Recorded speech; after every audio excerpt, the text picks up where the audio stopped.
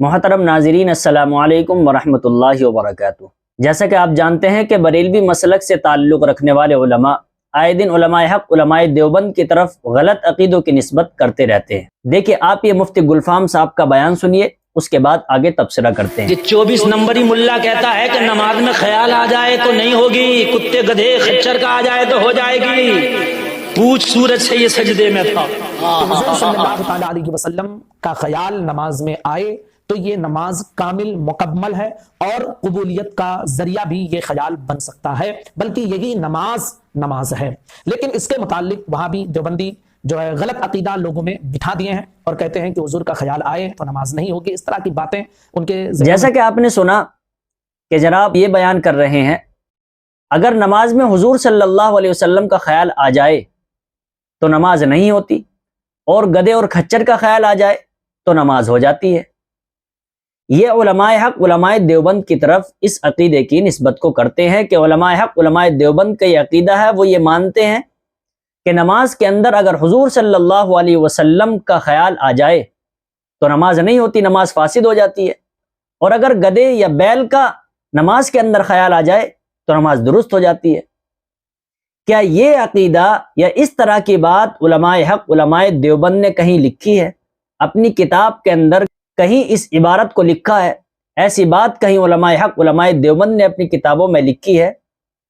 اس کی کیا حقیقت ہے؟ تو عرض یہ ہے کہ ایسی عبارت اور ایسی باتوں کو علماء حق علماء دیوبند کی طرف بیان کرنا اور علماء حق علماء دیوبند کی طرف نسبت کرنا بالکل غلط اور بالکل جھوٹ ہے، اس لیے کہ اس کے تعلق سے خود فتاوی دارالعلوم دیوبند کے اندر یہ بات موجود ہے کہ اگر نبی پاک صلی اللہ علیہ وسلم کا خیال نماز کے اندر آ جائے، اور آتا بھی ہے، کیونکہ جب خود نماز کے اندر التحیات کے اندر رسول اللہ صلی اللہ علیہ وسلم پر سلام پڑھا جا رہا ہے، التحیات للہ والصلوات والطیبات السلام علیکہ، یا اسی طریقے سے جب درود شریف پڑھا جاتا ہے اللہم صلی علی محمد وعلی آل محمد اللہم بارک علی محمد وعلی آل محمد، تو جب خود نماز کے اندر سلام کے اندر اور درود شریف کے اندر رسول اللہ صلی اللہ علیہ وسلم کا ذکر ہے تو ظاہر سی بات ہے حضور صلی اللہ علیہ وسلم کا خیال آئے گا۔ تو کیا یہ خیال آنے سے نماز فاسد ہو جاتی ہے؟ کیا علماء دیوبند نے کہیں یہ مسئلہ بیان کیا ہے، کہیں لکھا ہے؟ ایسا کچھ بھی نہیں ہے۔ آئیے میں آپ کو بتاتا ہوں کہ فتاوی دارالعلوم دیوبند کے اندر یہ بات موجود ہے۔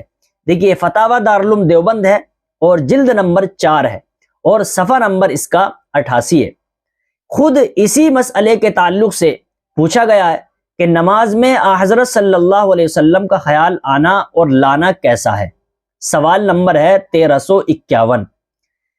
نماز میں رسول اللہ صلی اللہ علیہ وسلم کا اگر خیال آ جاوے تو نماز ہو جائے گی یا نہیں؟ اگر نماز میں خیال لایا جاوے تو کیا حکم ہے؟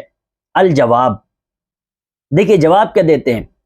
جب نماز میں خود التحیات میں اور درود شریف میں حضرت صلی اللہ علیہ وسلم کا ذکر ہے تو خیال آنا تو ضروری ہوا، یعنی خود التحیات میں اور درود شریف میں جب رسول اللہ صلی اللہ علیہ وسلم کا ذکر ہے تو خیال تو آئے گا، خیال آنا تو ضروری ہوا۔ باقی نماز خالص عبادت اللہ کے لیے ہے، غیر اللہ کا خیال علی سبیل التعظیم والعبادت نہ آنا چاہیے، یعنی عبادت جو ہوتی ہے وہ صرف اللہ تبارک و تعالیٰ کے لیے ہوتی ہے، اور علی سبیل التعظیم تعظیم کے طور پر کسی اور کا خیال نہیں آنا چاہیے۔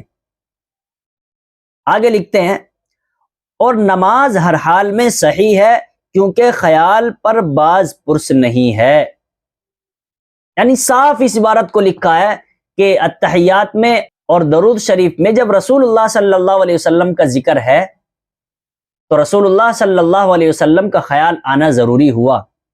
تو جب خیال آئے گا کہتے ہیں کہ ہر حال میں نماز درست ہے، نماز ہو جائے گی۔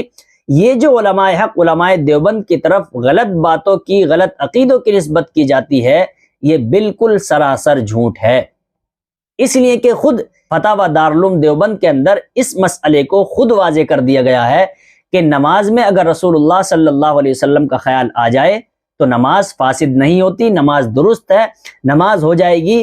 یہ علماء حق، علماء دیوبند کی طرف ایسی باتوں کو جان بوجھ کر غلط بیانی کر کے جھوٹ بولا جاتا ہے علماء حق، علماء دیوبند کی طرف۔ تو محترم ناظرین کرام، آپ دیکھتے ہیں کہ کس طریقے سے علماء حق، علماء دیوبند کی طرف غلط بیانی کی جاتی ہے اور ان پر جھوٹے الزامات لگائے جاتے رہتے ہیں۔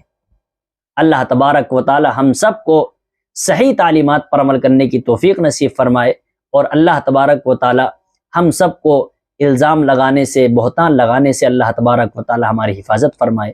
آمین فقط والسلام۔